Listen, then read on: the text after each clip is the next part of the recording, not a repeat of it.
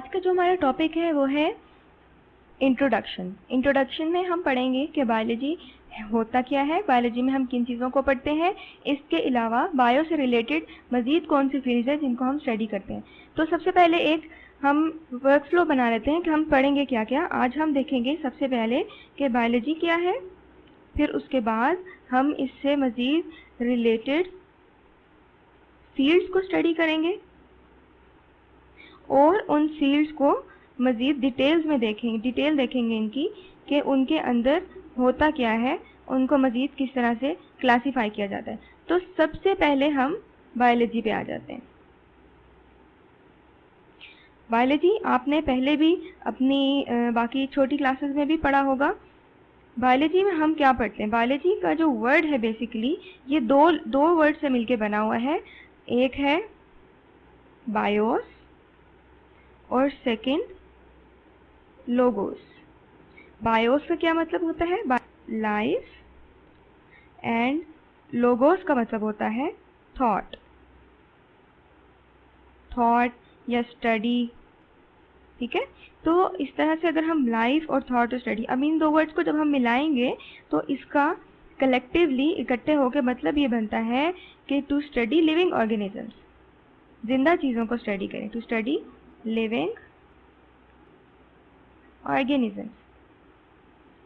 अब living organism में तो बहुत सारी चीज़ें आ जाती हैं, उनके अंदर हम क्या चीज़ें स्टडी करते हैं और किन तरह के ऑर्गेनिजम्स को स्टडी करते हैं, किस तरीके से स्टडी करते हैं, ये सब कुछ हम बायो के अंदर देखते हैं, बायोलॉजी को हम कहते हैं। अब देखें लिविंग ऑर्गेनिज्म के अंदर क्या क्या चीज़ें स्टडी किए जाए। सबसे पहले हम देख लेते हैं लाइफ क्या है। लाइफ बेसिकली है क्या, आपके ख्याल में लाइफ किसको कहते हैं? लाइफ को डिफाइन करने के लिए बहुत से लोगों ने अपनी जिंदगियां लगा दी, लेकिन अभी तक हम किसी क्लियर डेफिनेशन पे नहीं आए कि लाइफ क्या है। अब बायोलॉजी में हम क्या स्टडी करते हैं, बायोलॉजी के अंदर हम ये, अब देखें हमारे पास डिफरेंट सवाल पैदा होते हैं कि what is the meaning of life, what is life, जिंदगी क्या है, इसका मतलब क्या है, जिंदगी क्यों होनी चाहिए और जिंदगी में होता क्या क्या है।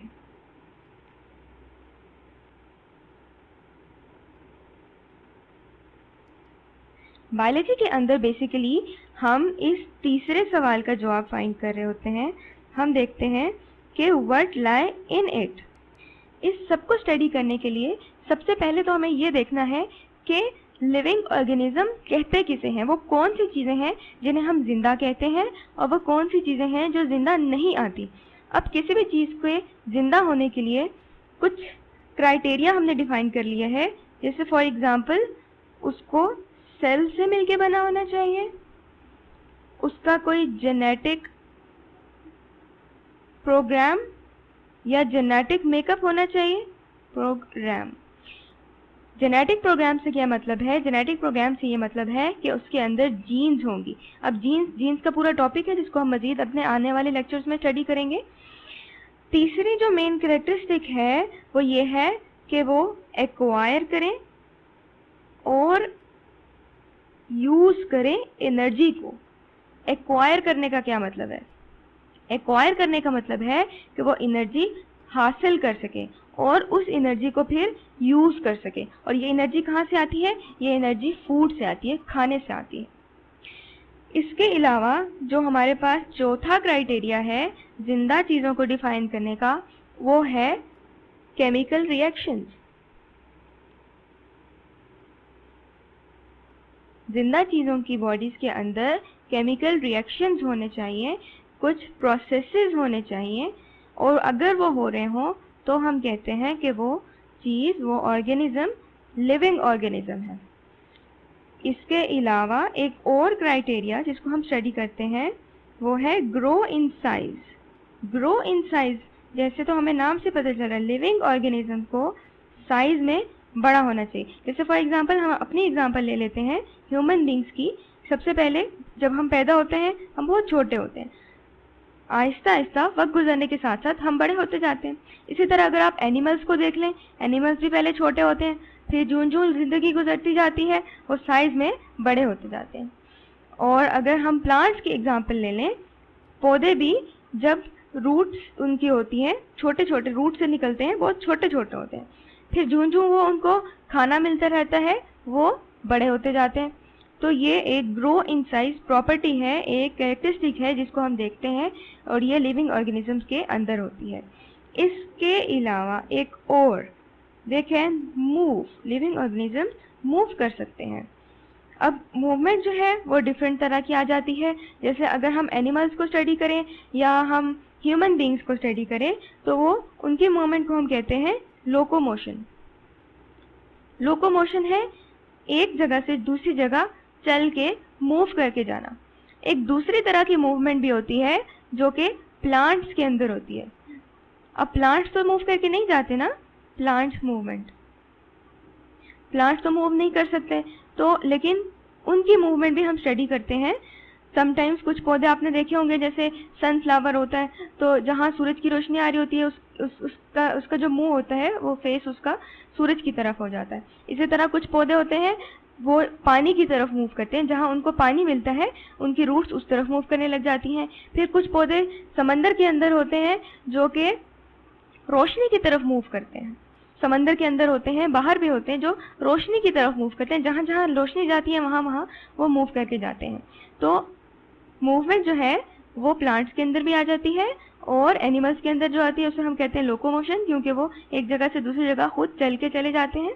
तो मूवमेंट जो है वो बेसिकली बताती है कि कोई ऑर्गेनिज्म लिविंग है या नहीं। इसके अलावा और बहुत सारी कैरेक्टरिस्टिक्स आ जाती हैं जिनमें हम कहते हैं कि जिंदा चीजें जो है वो एनवायरनमेंट को रिस्पॉन्ड करती हैं।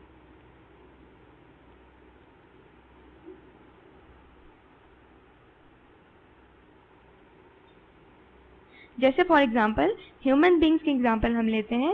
ह्यूमन बींग्स, जब सर्दियां हो जाती हैं तो हमारा रिस्पॉन्स और तरह का हो जाता है, जब गर्मियां होती हैं हम और तरह से बिहेव करते हैं।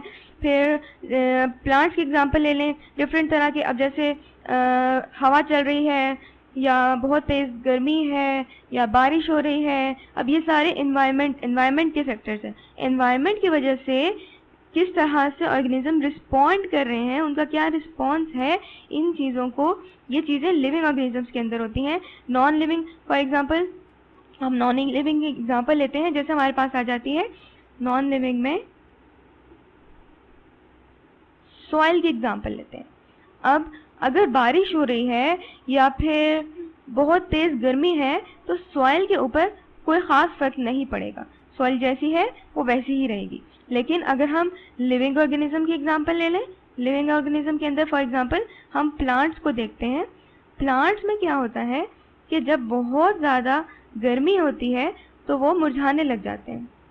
लिविंग ऑर्गेनिज्म में प्लांट्स तो बहुत ज़्यादा गर्मी में वो मुरझाने लग जाते हैं। इसी तरह फॉर एग्जांपल प्लांट्स में हम रोज़ प्लांट की एग्जांपल ले लेते हैं। तो क्या होता है कि जब बहुत गर्मी है वो मुरझा जाते हैं। इसी तरह अगर हम उनको पानी देते हैं तो वो बहुत अच्छे ग्रो करते हैं, वो बिल्कुल सीधे इरेक्ट रहते हैं, उन पे फल बहुत अच्छा लगता है, फूल लगते हैं उनके ऊपर। और अगर फॉर एग्जांपल हम एनवायरमेंटल चेंज की बात करते हैं, जब हवा चलती है या बहुत ज़्यादा बारिश होती है तो लिविंग ऑर्गेनिजम्स के ऊपर फ़र्क पड़ता है, वो रिस्पॉन्ड करती हैं। लेकिन नॉन लिविंग के ऊपर कोई फ़र्क नहीं पड़ता, वो रिस्पॉन्ड नहीं करती। तो रिस्पॉन्ड करना एनवायरनमेंट के अंदर कोई भी चेंज आता है उसको ये एक कैरेक्टरिस्टिक है लिविंग होने का। तो हमने अभी तक जो भी चीज़ें पढ़ी लिविंग ऑर्गेनिज्म की कैरेक्टरिस्टिक्स में, उनमें पहली चीज़ आ जाती है सेल। सेल जो है इसको हम कहते हैं ये लिविंग कंपोनेंट होता है, ये बताता है तो चीज़ लिविंग नहीं है। नॉन लिविंग चीज़ों के अंदर सेल नहीं होता। दूसरी चीज़ जो हम देखते हैं वो जेनेटिक प्रोग्राम होता है। लिविंग ऑर्गेनिजम्स के अंदर जीन्स होती हैं, जीन्स के अंदर इंफॉर्मेशन होती है हमारी लाइफ के बारे में, हमारे पूरे बॉडी, वो इंफॉर्मेशन हमारे जीन्स के अंदर स्टोर होती है। तो जितने लिविंग ऑर्गेनिज्म हैं उनके सब के अंदर जेनेटिक प्रोग्राम होता है। लिविंग है, कौन सी चीज़ लिविंग नहीं है। नॉन लिविंग के अंदर कोई जीन्स, कोई जेनेटिक प्रोग्राम नहीं होता। तीसरा कैरेक्टरिस्टिक जो हमने अभी तक पढ़ा, energy. Living organisms energy acquire करते हैं एनर्जी हासिल करते हैं और फिर उस एनर्जी को यूज करते हैं। एनर्जी हासिल करते हैं फूड के थ्रू, जो हम खाना खाते हैं उससे हमें एनर्जी मिलती है और फिर हम उसको यूज करते हैं अपनी सेल्यूलर रेस्पिरेशन में। यूजेज को हम डिटेल में मजीद आगे जाके पढ़ेंगे। तो वो एनर्जी जो है हम यूज करते हैं अपने डिफरेंट लाइफ प्रोसेसेस को अपनी ज़िंदगी गुजारने में, अपने ज़िंदगी के डिफरेंट काम करने में, उठने बैठने जागने सोने खाने पीने चलने पीने हर काम में हमें एनर्जी चाहिए। तो ये लिविंग ऑर्गेनिज्म की कैरेक्टरिस्टिक है कि वो एनर्जी एक्वायर करते हैं और फिर उसको यूज करते हैं। चौथा कैरेक्टरिस्टिक जो हमने अभी पढ़ा वो था केमिकल रिएक्शन और chemical processes. Chemical reaction living organisms के अंदर हर वक्त होते रहते हैं। हम खाना खाते हैं, खाने ने जो हजम होना है वो केमिकल रिएक्शंस के थ्रू होता है। इसी तरह जो हम सांस लेते हैं, रेस्पिरेशन हो रही है, दो तरह की रेस्पिरेशन सेल्यूलर लेवल पे होती है, वो भी केमिकल रिएक्शंस के थ्रू हो रही है। इसी तरह जो हमारे लंग्स के थ्रू रेस्पिरेशन हो रहा है वो भी केमिकल रिएक्शंस के थ्रू हो रहा है। फिर जो भी हम खाना खाते हैं वो हमारे ब्लड में एब्जॉर्ब होता है, केमिकल रिएक्शंस के थ्रू होता है। हमारे बॉडी के अंदर डिफरेंट और केमिकल्स जो हम खाते हैं उसके अलावा जो केमिकल्स बनते हैं वो केमिकल रिएक्शंस के थ्रू बनते हैं। तो हमारे बॉडी के अंदर हर वक्त केमिकल रिएक्शंस और केमिकल प्रोसेसेस होते रहते हैं जिनको हम बायोलॉजिकल रिएक्शंस भी कहते हैं क्योंकि वो बॉडी के अंदर हो रहे हैं। तो ये भी एक कैरेक्टरिस्टिक है लिविंग ऑर्गेनिज्म का कि उनके अंदर केमिकल रिएक्शंस हो रहे होते हैं। पांचवा कैरेक्टरिस्टिक जो अभी तक हमने पढ़ा वो था grow in size. Living organism size में बढ़ते हैं, जो जो वक्त गुजरता जाता है उनका साइज इंक्रीज करता जाता है। अच्छा हाँ, इसमें एक लिमिट होती है। जैसे आपने देखा कि अगर हम लोग अपनी टीन एज से जो ही निकलते हैं तब हमारी हाइट इंक्रीज होना बंद हो जाती है। तो उसमें ये होता है कि हमारी हाइट बेशक इंक्रीज नहीं होती लेकिन हमारे सेल्स ग्रो करते रहते हैं, नए सेल्स बनते रहते हैं। हमारी जो बाकी बॉडी है वो काम करती रहती है और ग्रोथ होती है। जैसे हम देखें हमारे बाल बढ़ते रहते हैं, हमारे नेल्स जो नाखून हैं वो बढ़ते रहते हैं, तो ग्रोथ फिर भी चलती रहती है। इसके बाद जो हमने छठा कैरेक्टरिस्टिक देखा वो था मूवमेंट। मूवमेंट में हमने देखा कि प्लांट्स और एनिमल्स बेसिकली जो लिविंग ऑर्गेनिज्म के अंदर दो मेन कैटेगरीज हैं वो दोनों मूव करती हैं। लोकोमोट, जो एनिमल्स होते हैं वो लोकोमोट करते हैं, वो एक जगह से दूसरी जगह चल के जाते हैं। और जो प्लांट्स होते हैं उनके अंदर प्लांट्स मूवमेंट है, यानी वो मूव करते हैं किसी खास डायरेक्शन में, पूरे के पूरे मूव करके नहीं जाते, उनके पूरे बॉडी का कोई एक हिस्सा मूव करता है। जैसे फॉर एग्जांपल पूरा का पूरी रूट्स या फिर स्टेम या फिर फ्रूट एक्सेट्रा। तो इनमें से कोई एक पार्ट उनके बॉडी का मूव करके एक जगह से दूसरी जगह जाएगा। इसके बाद जो हमने सातवां कैरेक्टरिस्टिक पढ़ा वो क्या था कि लिविंग ऑर्गेनिज्म रिस्पॉन्ड करते हैं एनवायरनमेंट को। एनवायरनमेंट में कोई भी चेंज आता है, लिविंग ऑर्गेनिज्म उसके रिस्पॉन्स में कुछ ना कुछ शो करते हैं। फॉर एग्जांपल हमने प्लांट्स के अंदर पढ़ा था कि जब हम उनको पानी देते हैं तो वो बढ़ते हैं, वो अच्छे ग्रो करते हैं, और अगर हम उनको पानी नहीं देंगे तो क्या होगा, वो मुरझा जाएंगे। तो यानी एनवायरनमेंट के चेंज की वजह से उन्होंने रिस्पॉन्ड किया। नॉन लिविंग ऑर्गेनिज्म के अंदर ये कैरेक्टरिस्टिक नहीं होता। अच्छा, अभी तक जो हमने देखा वो हमने पहला पार्ट कवर कर लिया है कि बायोलॉजी होती क्या है। अब उसके बाद जो सेकंड टॉपिक है हमारा वो है रिलेटेड फील्ड्स। बायोलॉजी से क्या क्या मिलती जुलती फील्ड्स हैं जिनको हम स्टडी कर सकते हैं। Biology itself biology vast subject है, बहुत बड़ा सब्जेक्ट है। इसके अंदर मज़ीद हम बहुत सारी चीज़ों को स्टडी करते हैं और वो क्या चीज़ें आ जाती हैं, वो डिफरेंट ब्रांचेस होती हैं बायोलॉजी की। अब अपनी पिछली क्लासेस में हम बहुत सारे ब्रांचेस को ऑलरेडी पढ़ के आ चुके हैं। थोड़ा सा ओवरव्यू ले लेते हैं हम उन चीज़ों का कि हम पहले क्या पढ़ के आ चुके हैं बायोलॉजी के बारे में। सबसे पहले हम देखते हैं इकोलॉजी। इकोलॉजी में हमने क्या स्टडी किया था? इकोलॉजी में हमने ये स्टडी किया था कि लिविंग ऑर्गेनिजम्स का उनके एनवायरनमेंट के साथ क्या रिलेशनशिप होता है। इसके अलावा हमने पढ़ा था एम्ब्रियोलॉजी। एम्ब्रियोलॉजी जैसे कि नाम से पता चल रहा है, एम्ब्रियो से वर्ड निकला है, और एम्ब्रियो क्या होता है, जब भी कोई सेल फर्टिलाइज होता है, जब भी कोई नया ऑर्गेनिज्म बनने वाला होता है तो क्या होता है, एक सेल फर्टिलाइज होता है, फर्टिलाइज होने के बाद उसके अंदर एम्ब्रियो बनता है। एम्ब्रियो, एम्ब्रियो क्या है, एम्ब्रियो एक स्मॉलेस्ट पार्ट है लिविंग ऑर्गेनिज्म का। एम्ब्रियो ग्रो करके पूरा का पूरा लिविंग ऑर्गेनिज्म बन जाता है। तो एम्ब्रियोलॉजी लिविंग ऑर्गेनिजम्स को उनकी बर्थ से पहले एम्ब्रियो स्टेज पे स्टडी करने को हम एम्ब्रियोलॉजी कहते हैं। उसके बाद हमने एक और ब्रांच पढ़ी थी, फिजियोलॉजी।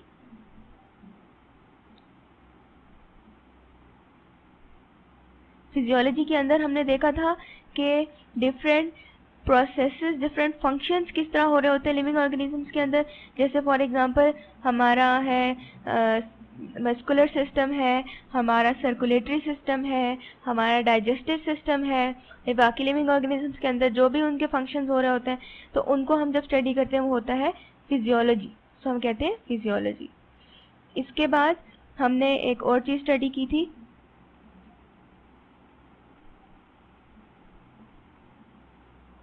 मॉर्फोलॉजी। मॉर्फोलॉजी क्या था, मॉर्फोलॉजी ये होता है कि लिविंग ऑर्गेनिज्म का स्ट्रक्चर कैसा है। मॉर्फोलॉजी के मजीद अंदर हमारे पास दो चीजें आ गई थी, एक था इंटरनल मॉर्फोलॉजी और एक था एक्सटर्नल मॉर्फोलॉजी, यानी कि एक इंटरनल स्ट्रक्चर और एक एक्सटर्नल बाहर से लिविंग ऑर्गेनिज्म का स्ट्रक्चर। तो उनको हमने मॉर्फोलॉजी के अंदर स्टडी किया था। इसके बाद जो हमने पढ़ा था एक और ब्रांच, वो थी पैलिएंटोलॉजी।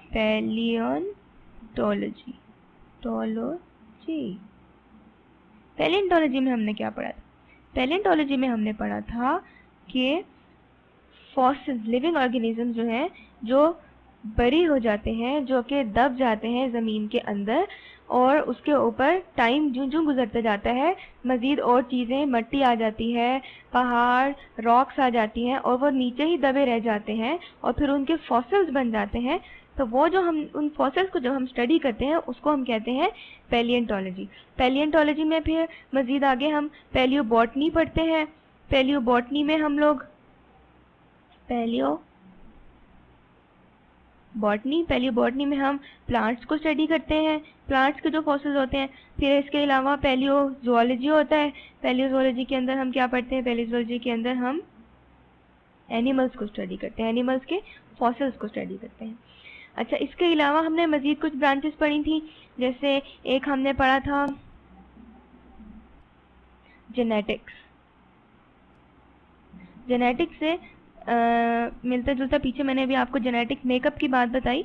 जेनेटिक्स क्या है, जेनेटिक्स में हम ये स्टडी करते हैं कि लिविंग ऑर्गेनिज्म के जीन्स के बारे में हम स्टडी करते हैं। जीन्स क्या है, जीन्स के अंदर इंफॉर्मेशन होती है। जीन्स जो है वो हमारे क्रोमोसोम्स के ऊपर होते हैं। इनको हमने बहुत डिटेल में क्रोमोसोम का स्ट्रक्चर स्टडी किया था। मजीद आने वाले चैप्टर में हम दोबारा इसको दोहरा देंगे कि जीन्स क्या होती है। इनके अंदर इंफॉर्मेशन होती है हमारे पूरे बॉडी की, हमने काम किस तरह से करना है, हमारे बॉडी में क्या क्या फंक्शंस हो रहे हैं और हमारे बॉडी में क्या चीज़ किस तरह से बनी हुई है। हर चीज़ की इंफॉर्मेशन, जब हमारा एक सेल मर जाता है, डाई हो जाता है, उसके बाद नया सेल बनता है, वो नए सेल के बनने के लिए जो इंफॉर्मेशन होती है सब की सब जीन्स के अंदर होती है। और इन सब को जब हम स्टडी करते हैं तो हम उसे कहते हैं ये क्या है, ये जेनेटिक्स है। तो ये कुछ ब्रांचेस हैं जो हम ऑलरेडी पहले पढ़ के आ चुके हैं। इसके अलावा भी कुछ हमने पढ़ी थी, जिनमें हमने इवोल्यूशन पढ़ा था, जिनमें हमने हिस्टोलॉजी पढ़ा था, फिर हमने बॉटनी ज़ूलॉजी को अलग अलग देखा था। हिस्टोलॉजी में क्या आ जाता है, हिस्टोलॉजी